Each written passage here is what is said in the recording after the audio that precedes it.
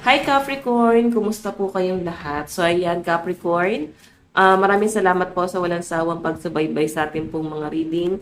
And kung ikaw ay bago pa lang sa ating channel at nagustuhan mo ang ating reading, ayan, mag-subscribe ka na and i-click mo na rin yung ating notification bell para lagi kang updated sa ating mga bagong upload, okay?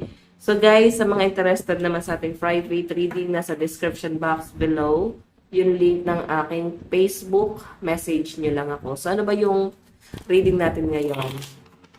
Ang reading natin, guys, is ganap sa love life mo ngayong third quarter ng taong 2025. Ayan, so guys, minamalat na. Opo, minamalat na ako, pero kinakaya pa rin. Okay, so Capricorn, tignan natin ganap sa inyo.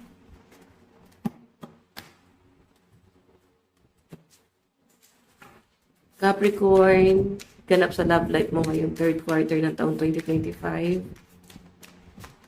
Meron tayong Queen of Pentacles. Naku, iniwan ka pala ng person mo, Capricorn, dahil sa pera. Okay, yung iba sa inyo guys, pwede nandiyan pa rin nag-i-stay. Pwede yan nagiging problema nyo is pera. Yung iba naman sa inyo guys, literal na may, ayun o, may snake kasi. May nag-offer ng cup of love sa person mo and I think mas maayos ang pera nun. Mas maganda yung pamumuhay doon. Siguro iba sa inyo, Capricorn, pwedeng napapagod na, ganun napapagod na pagdating sa mga gastusin. Pwedeng ikaw to na gusto mo nang umalis dito sa connection nyo ng person mo or pwedeng yung person mo to. Or pwede naman guys na may ibang taong involved ngayon dito sa connection nyo ng person mo. Yan, may ibang taong involved. And nahihirapan kayo ngayon parang mag-adjust ng person mo. Okay? Yun yung pinapakita sa akin. Nahirapan kayo mag-adjust. Kasi nga may iba kayo, may ibang kailangan yung tulungan. So, nandun sa point na parang utang na loob yung tinatanong nyo sa taong yan kahit parang mabigat sa kalooban nyo. Or pwedeng may nagiging issue kayo about pera. Capricorn. Pwedeng pagdating to sa mga hatian, sa mga bills, sa mga kasama nyo sa bahay. Siguro iba sa inyo namamyanan. Or meron talaga kayong ibang kasama sa bahay. Okay, so tingnan natin.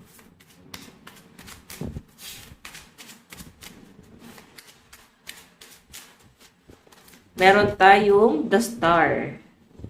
So, nakikita ko dito Capricorn, the star kasi to, no? Nakikita ko yung nandun sa point na gusto mong dumiskarte sa sarili mo. Gusto mong magkaroon ng ibang source of income. So, siguro nag-online selling or parang nag-affiliate. Kasi the start to pagdating to sa career mo, parang nandun sa point na gusto nyo magtulungan, pero yung person mo kasi is emperor. Capricorn ayaw niya. No? Parang sinasabi na kakayanin ko to. Hindi mo kailangan, so dyan ka lang. Ganun yung pinapakita dyan. Okay?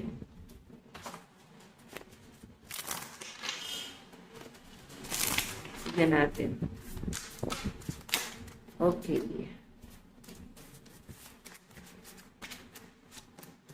Meron tayong so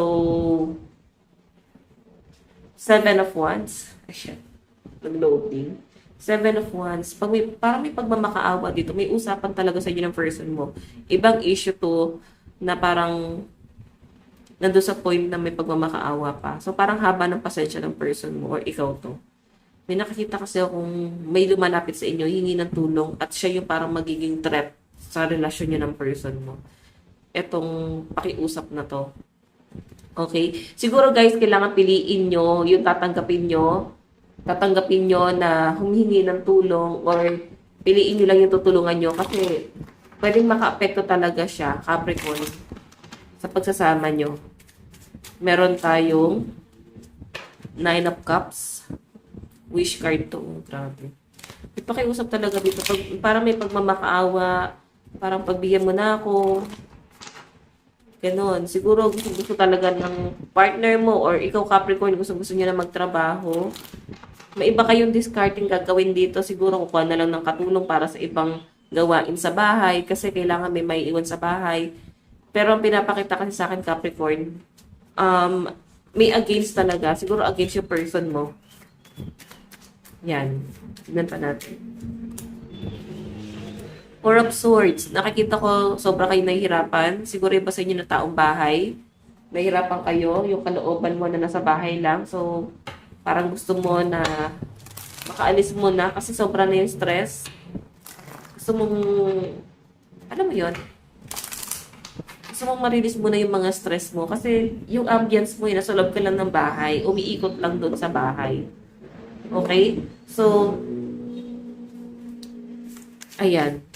May ibang paraan kang gagawin dito, Capricorn. Yung iba sa inyo guys, pwedeng single mother or single dad. Pwede itong pakiusap na to is, siguro yung nag-a-apply ka ng trabaho, nahihirapan ka sa mga pagpaprocess. Ayan. And siguro wala kayong pag-uusap ng person mo, yung iba sa inyo, no? Halo-halong energy kasi to, Capricorn. Parang blinak o hindi na kinausap talaga. Meron tayong playing games. This is a game to meet the way I'm acting, responding, or posting it to get your attention. So, may stalker. May nag-i-stalk. Meron tayong wild side. There is a side to you I haven't seen and want to. I want to see you let loose and get well. Let's have some fun. Okay. Meron tayong attached to my ex. Oh, ex mo to. Ex mo na to. May na-attach sa inyo na ex mo or pwede ikaw yan. So, sabi ko sa dito, I am attached to my ex emotionally, physically, and or spiritually. I need time and space to break this connection. So, may pagtatalo rin talaga. Pero, ang nakikita ko kasi pagtatalo dito, Capricorn, sila sarili nyo lang siya, no? Kumbaga kayong dalawa lang yung nandoon para pag-usapan natin. Parang ganyan, huwag na natin ilabas pa, no? Huwag na natin i-involve pa yung ibang tao. So, ganun yung pinapakita dyan. Tingnan natin. Meron tayo, will you listen? There's so many things I want to say to you, but will you hear me all the way out? Will you believe me? So, yun yung pinapakita dyan, Capricorn. Okay? May mga times na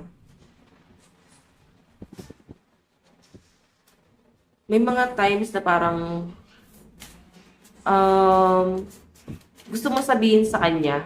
Oo, gusto mo sabihin sa kanya kung ano yung nararamdaman mo, na nahihirapan ka na. Pero minsan kasi na-feel mo parang di naman siya gano'n nakikinig. Or hindi na valid yung reason mo, or hindi na valid yung nararamdaman mo. So, para piling mo na babaliwala ka, Capricorn. Tignan natin yung message ni person sa'yo. I want to hold you in my arms. Ayan, may pang-control talaga, no? Nakokontrol ka nito. Meron tayong our paths will always reunite. And meron tayong I'm yours forever and ever. So, hayan guys. Ito lang naman po ang inyong reading. Maraming salamat. God bless and love you. Bye-bye.